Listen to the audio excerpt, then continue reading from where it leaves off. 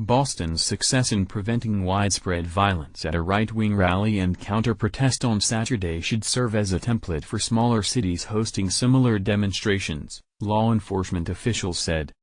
Police in Boston largely managed to keep a large crowd of counter-protesters away from a small group of right-wing demonstrators who had organized a Boston free speech rally, 1 week after violent protests in Charlottesville, Virginia, on August 12 rattled the nation.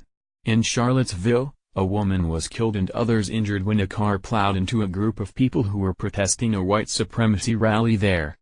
Charlottesville police said they had intended to keep the two sides apart.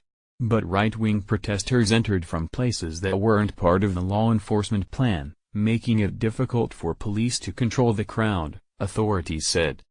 In Boston on Saturday, police used officers on bicycles and other tactics to help enforce a gap of about 40 yards between a few dozen right-wing demonstrators and an estimated 40,000 counter-protesters.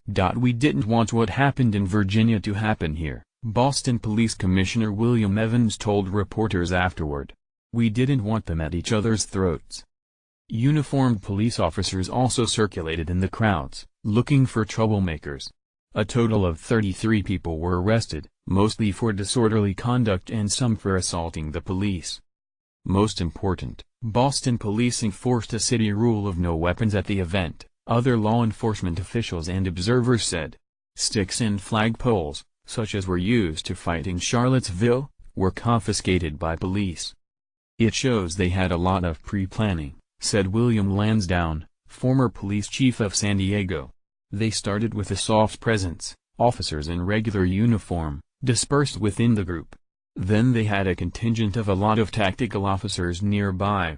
It created an environment where people don't easily get involved in violence." Other large cities around the U.S., including New York, Seattle, and San Francisco, have learned to successfully manage large demonstrations like this.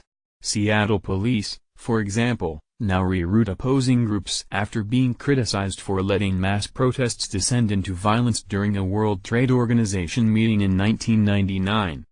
"Quite frankly, it's not rocket science," said Anthony Ribera, former San Francisco police chief. "It's pretty basic in keeping antagonists separate."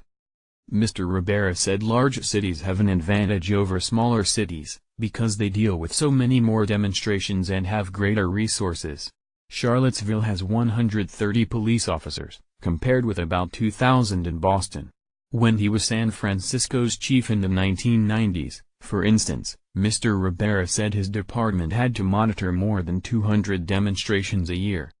Smaller cities sometimes have a tougher time maintaining control. Police in Berkeley, California, were unable to prevent violent clashes between conservative demonstrators and anti-fascists at 3 pro-right rallies between February and April. With a No to Marxism in America rally set for August 27 in Berkeley, the city council on Friday passed an emergency measure giving local officials broader authority to prohibit weapons or other hazardous items at demonstrations. Mr. Ribera said smaller cities can help compensate for their lack of size by calling in more help from larger agencies.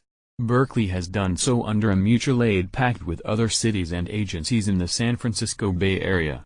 Berkeley officials have been criticized for calling in outside help too late in some instances and for generally taking a hands-off approach to these protests. City officials have said they didn't want to take actions that might result in even more violence. "The key is to get help," said Mr. Ribera, also director of the International Institute of Criminal Justice Leadership at the University of San Francisco.